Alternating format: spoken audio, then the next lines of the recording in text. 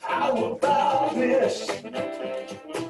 Let's talk about something that's outrageous. Put this top of your list. Yeah, we can start a new direction, affecting the future ahead. Spreading smiles for miles, a new kind of trend. Want a new style, hey. How about this? Come on, hit me up with the pickup, y'all. If you're stuck and gonna sit at home, live it up, live it up, live it up, and leave. You're not alone. We can live this world on quarantine. Pick it up, pick it up. Just pick it up, take this shot with me. Spread a smile, not something else. Cause this world is really needing your help. Spread a smile and nothing more. And we'll show this world it can be restored. You wanna smile? How about this?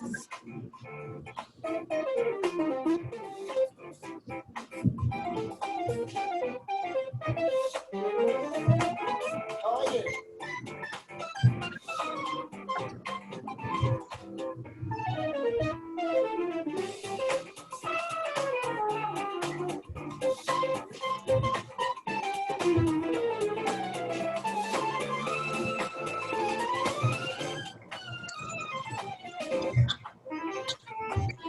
You're stuck and gonna sit at home. Live it up, live it up, live it up with me. We can live this world while quarantine. Pick it up, just pick it up, Take this shot shot with me, yeah. not something else. All is really needing your help. Spread a smile and nothing more. Nothing more. The world it can be restored. Staying well, make it grow. Keep moving on, keep moving on.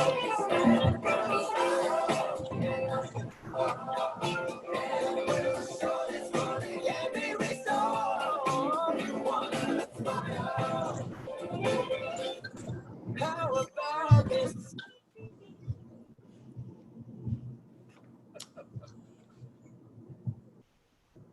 All right, all right. Hello, everyone. And Hello. hello. So I got Dimitri on video, but I'm not on. Yes, hi, Malcolm. We can see you there. We have Kate and Who the can see me? 5206. Is it Sal? Yes. Okay, awesome, Sal. I'll put your name up there. That's awesome. Very good. And we have Wendy also. So thank you guys for joining Sunday service. Today's topic is an ideal state of being. So I'm going to start right away with that. Before one can determine what is wrong with the state of being, one should have some idea what an ideal state of being might be. In other words, before one can repair, for instance, a radio, one must have some knowledge of what the radio is supposed to do and how well it could play in a good state of repair. What it should have been asked a few millennia ago is an ideal state of being for man. In what state of mind does he best prosper? What is a well man? What is a happy man? What are the goals of man? In what state of mind and body does man live longest and fare best? What does man want to do? What is he trying to do? What is he? Before one could presume to advance libido theories and prefrontal lobotomies and magic healing crystals, one should have had some idea of the goal of his efforts.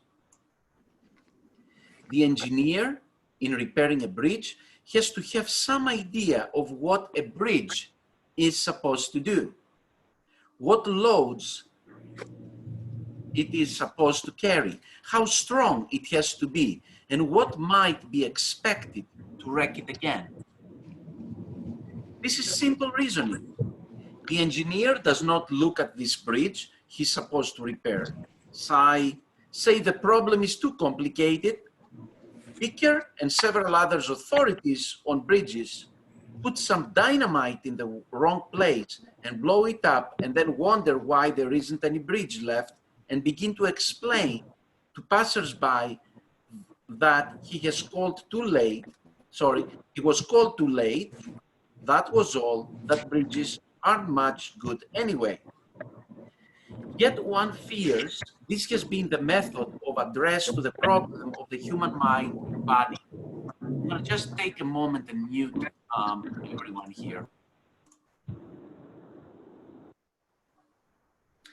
To begin a rehabilitation of a human mind and body, one should know something about their optimal state.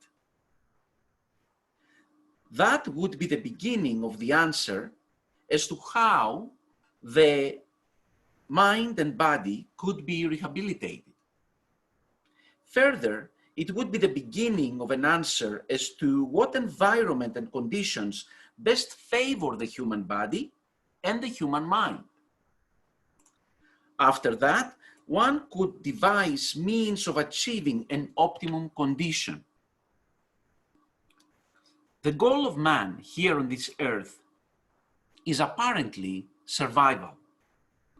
And by survival is meant everything necessary to survival, including honor and morals and idealism and other things which make life bearable. A man survives as long as he can in one lifetime at the highest level he can attain in activity and happiness. When he can no longer attain to some hope of this ideal, he succumbs. And although one is chary of exciting incredulity, the fact is so easily demonstrated in so many ways with such machine-like scientific consistency, it should be known that man apparently dies in body only and gets born to live another day. Physically, on the evolutionary chain, man is attempting a greater and greater control of his environment. The environment does not control a healthy man. He controls the environment. The surroundings of a sick man, a neurotic or insane man, have a tendency to control him. One sees this clearly as one advances through Scientology into happier states of mind. One's health and ability rise directly as one asserts greater and surer control over his surroundings. Conversely, one asserts better and better control of his surroundings as he becomes healthier and happier. Thus, there is a second goal. Man is evidently surviving to attain a higher and stronger control of the physical universe. The physical universe is composed of matter, energy, space, and time. The coined word of the physical universe is MEST. This is easy to remember because it is composed of the first letter of each of the four words: matter, energy, space, and time. Of course, man may have other goals outside of the physical universe, but we note that he is most concerned here on earth with a conquest of MEST. Naturally, he is concerned about his fellows and living organisms in general, for he is in sort of brotherhood with all life. Life in general is engaged upon his conquest, and man is the highest form of life on earth. Without this cooperative effort of all life, a conquest of the physical universe or even survival on a barest necessity basis would be impossible. Man is sufficiently complex as a mechanism that he must live upon lower orders of life, which only in their turn can take sunlight and chemicals and evolve complex foods such as proteins. The data in Scientology aren't isolated opinions, but a structural whole, and with that whole, one can accomplish an occasional miracle and can almost always effect a marked improvement in an individual. This has never been done before with any consistency, and so one hopes that these data are being studied a little for themselves, not for how well they may agree with old ideas. For they don't agree with old ideas, and old ideas produced unhappiness, starvation, quick death, wars, insane asylums, and much other unwanted bric-a-brac. This is not just a plea for understanding. If you want to get better than you ever could have been before, let's try these on for size and wear them until we clearly see their workability. If after a thorough trial you find they do not work, then you have every right to discount them. One can say this to you without any fear that you'll discover otherwise. Too many miracles have been happening in Scientology. The first item is the ideal state of being for man as I am. Shakespeare was quite correct with this question: to be or not to be. When a man is trying to make a decision, that decision breaks down into a matter of choosing one or two courses: to be or not to be. The highest level of the desirable state is I am. No doubts of the advisability of being, no qualms about the future. The lowest level on a survival course would be I am not. In between, we have the doubts, the writhing, the indecisions of the weary, the angry, the frightened. When a man has made up his mind as to a course, he is only then comfortable. So long as he hangs in a maybe on any decision, he is uncomfortable. In any course, there are just two decisions possible: to assume a state of being or to assume a state of non-beingness. And here we have the matter of gradient scales. Successes are little bits of living. Failures are little bits of death. Like the battle that was lost all for the loss of a horseshoe nail, a small failure can begin a series of failures which end in actual death. Not that death is very important, besides being painful, but that one tends then to give a very heavy weight to failures. The ideal state of being could be said to be wholly successful in all things. This is opposed by being so unsuccessful that one is dead. The next point in the ideal state of being is I know, opposed by I know not. Doubts, worries, grinding efforts at study, all these are simply gradients between I know and I know not. What man does not quiver a trifle when confronted with the unknown. The next point is an ideal. I'll give that to you again. The next point in an ideal is serene.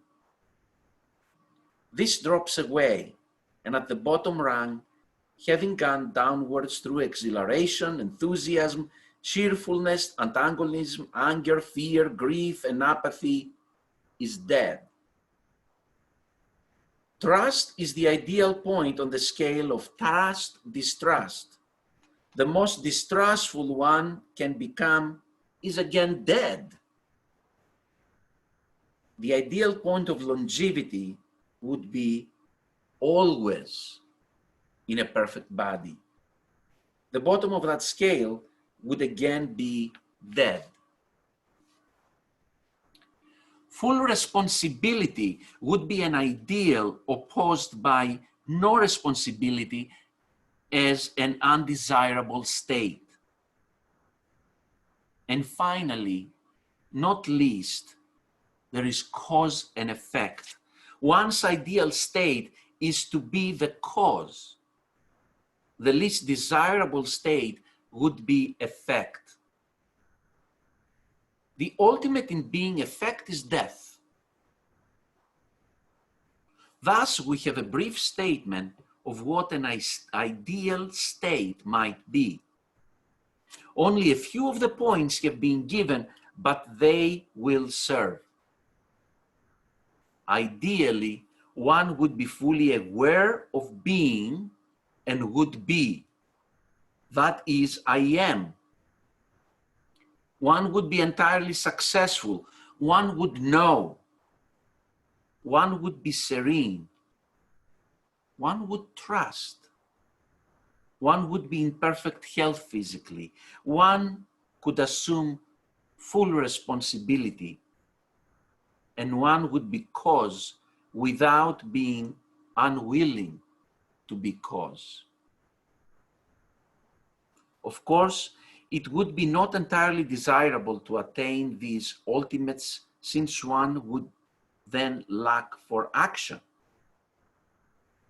But attaining them as nearly as possible would be a desirable condition.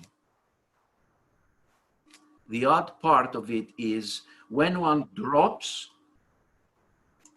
on any one of these things, he drops on all others. So interactive are these portions of life. Scientology seeks to assist the individual upwards towards this state of being, which one could call ideal. How closely the individual may attain such a state depends largely upon his own willingness to work at the matter rather than the validity of the tenets themselves. An ideal state of being, it goes without remark, would not include illness and inability to control oneself or one's environment. Control on oneself and one's environment depend upon his attainment towards the ideal state of being. You will find more information about the ideal state of being in L. Ron Hubbard's book, Scientology, The Fundamentals of Thought. It will give you a much greater understanding of the higher states of being attainable in Scientology. It is so amazing, the fact that when I choose something to read for Sunday service, and the past 3 weeks, as you know, I have chosen like a series of things that we presented in sequence, right? We did talk 3 weeks ago about the states of existence, then the fundamentals of life, and now the ideal state of being in this particular sequence. And somehow the period, the days or weeks before I get to read to you something, somehow in my life, many of these things have been materialized. I mean, oh my goodness, like getting to achieve and work towards achieving the ideal state of being where you are truly aware of being and you are, where you are successful and you really know you are serene and you trust your health is good and you have the choice to take full responsibility and be willing cause of your environment. Oh my God, what amazing state is this? And it's so amazing how brilliant, how absolutely brilliant LRH is when he says this here. He says, of course, it would be not entirely desirable to attain these ultimates. It is not entirely desirable to attain them, right? Since one would then lack for action. If you fully, totally attain them, then what are you doing in this planet, right? What are you doing here? Because you attain them. But he says, attaining them as nearly as possible would be a desirable condition. I mean, it is so brilliant and so amazing what LRH has put in front of us. I can't tell you how much I'm keying out when I'm reading every single sentence of this. And I'll end what I have to say, and I'll ask you guys to share what you would like to say. That this morning I had such an amazing realization, such an amazing cognition. And my cognition was that anything that I put my attention to, I give to it life. And if that thing has life, I give to it more livingness.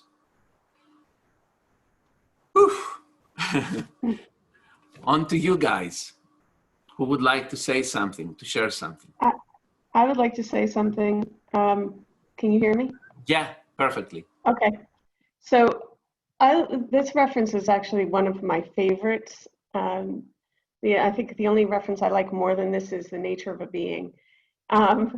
So one of the things is years and years and years ago, before the basics were released, I was at a lecture from a guy from the Free Winds office, and he was talking about it was all about the chart of attitudes. And I can tell you there were maybe 5 Scientologists at that time that have ever even heard of the chart of attitudes, no less knew what it was, because of course it was before the basics release. And on there, it has, of course, the ideal state of being, all the points at the top. That is the top of the chart of attitudes. And then what he did was he emphasized with us, if you pull out the chart of attitudes and you work on the point right below the ideal state of being, so which is 20.0 action, that's actually achievable and gives you a game that you can play in this universe. But it puts you up towards the ideal state of being with actual action in it. So I just wanted to point that out to people, because I think that helps you move up towards these ideal states of beings with actually having something that you can do still.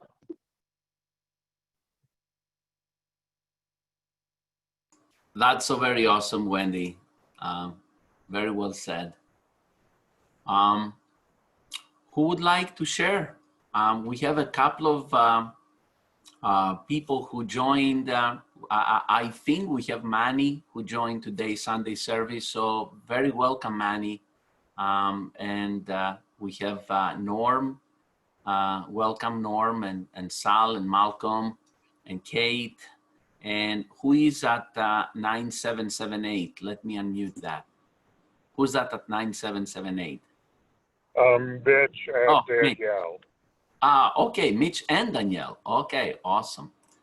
Very good, very good. So, who would like to share anything, any wins, anything from today's sermon? You can unmute, guys. Let me unmute you guys from my side, just in case I have muted you and you can't unmute. But now, anybody who I could unmute, I have clicked the unmute button. Wendy, I know that you can control it. Go ahead.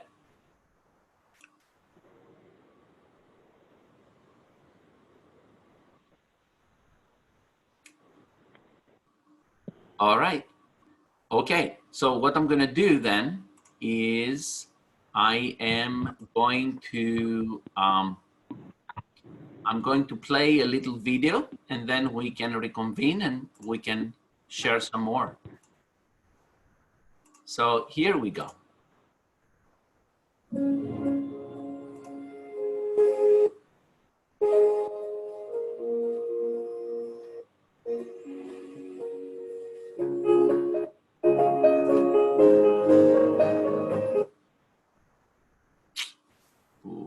What is true for you is what you have observed yourself. And when you lose that, you have lost everything. What is personal integrity? Personal integrity is knowing what you know. What you know is what you know. And to have the courage to know and say what you have observed. And that is integrity. And there is no other integrity. Of course, we can talk about honor, truth, nobility, all these things as esoteric terms. But they would all be covered very well if what we really observed was what we observed. That we took care to observe what we were observing. That we always observed to observe. And not necessarily maintaining a skeptical attitude, a critical attitude, or an open mind. Not necessarily maintaining these things at all. But certainly maintaining sufficient personal integrity and sufficient personal belief and confidence in self and courage that we can observe what we observe and say what we have observed.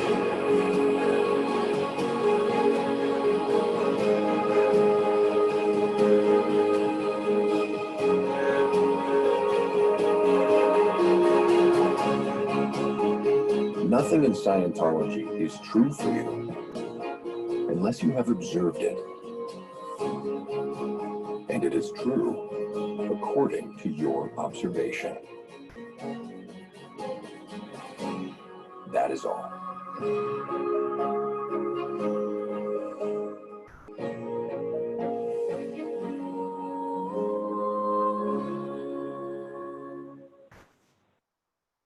Okay.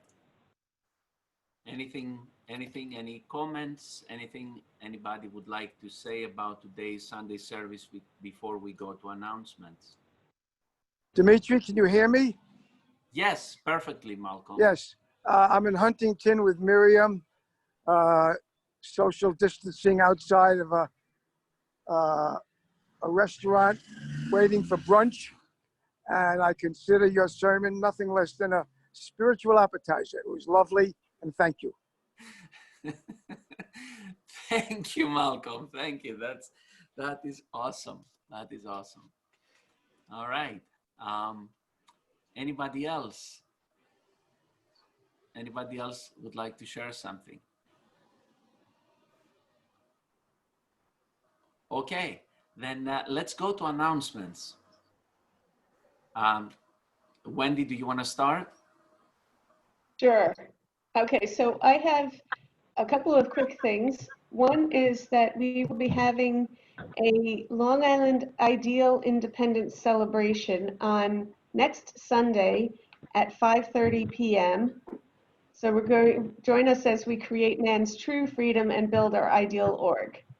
And that's going to be next Sunday at 5:30 p.m. We'll get you the information on what the platform is closer to the actual date. And then, of course, we have OT committee meeting this Monday at 6:30 p.m. So we'd like everybody to join us for OT committee. And that is via the GoToMeeting app. Very good.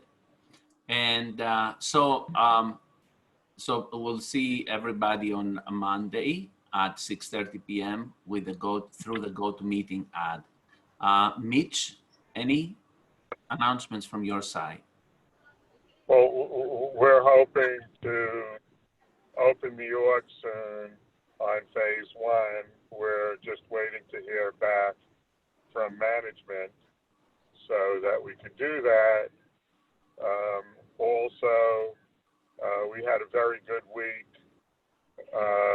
with the extension courses. Malcolm is helping tremendously. And I really want to acknowledge him for that. And everybody, we're in affluence and we want to have affluence again. So turn your lessons in and, just by doing it, you'll discover the wonders of the universe. They're yours to be had. You just have to apply yourself, and believe me, it's very well worth it. Those are the main things.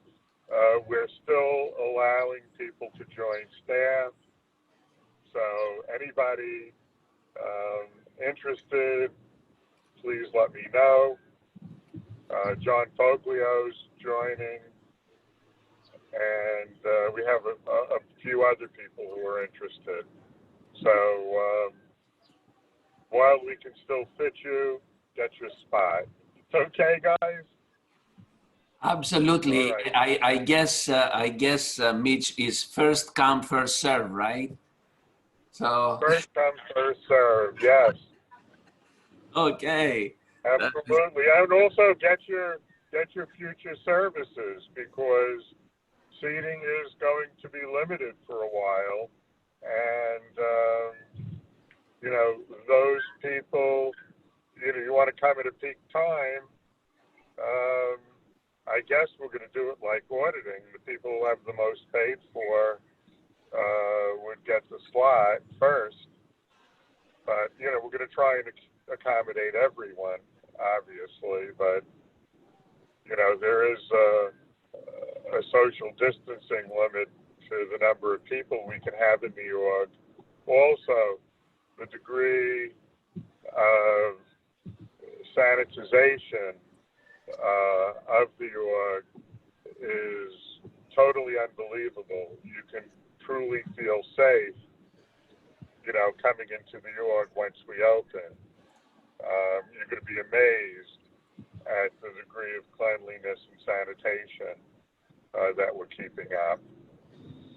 Okay. Oh, well, listen, watch your PSAs, those public service announcements, and follow them. Management wants everybody to follow that. So when you're out in public, keep the social distancing, keep the masks and gloves, keep cleaning your stuff. If you use a credit card, wipe it off with Orbo, which is a cleaner, or alcohol. Keep everything really clean. And that way we will totally defeat this virus. Okay, that's it for me. Mitch, will we have graduation this Friday? Let me ask the director of training who's sitting next to me. We are planning to have it this coming Friday. Yes, we are. Great. Okay. So we will see you then, Malcolm. Okay. That'd be great. Okay, very good. All right, and we will be closing today with the Scientology prayer for total freedom. May the author of the universe enable all men to reach an understanding of their spiritual nature. May awareness and understanding of life expand so that all may come to know the author of the universe. And may others also reach this understanding, which brings total freedom. At this time, we think of those whose liberty is threatened, of those who have suffered imprisonment for their beliefs, of those who are enslaved or martyred, and for all those who are brutalized, trapped, and attacked. We pray that human rights will be preserved so that all people may believe and worship freely, so that freedom will once again be seen in our land. Freedom from war and poverty and want, freedom to be, freedom to do, and freedom to have. Freedom to use and understand man's potential, a potential that is God-given and God-like. And freedom to achieve that understanding and awareness that is total freedom. May God let it be so. So thank you all for joining us today in Sunday service. Remember that if you have missed any past Sunday services, we will be able to get you those to watch them in the YouTube channel.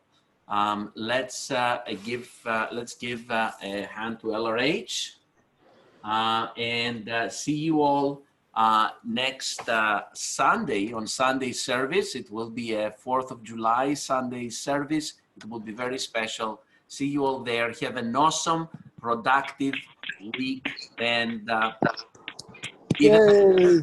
all right. Take care, everyone. Thank you. Thank you. Thank you. Bye. Thanks, Dean.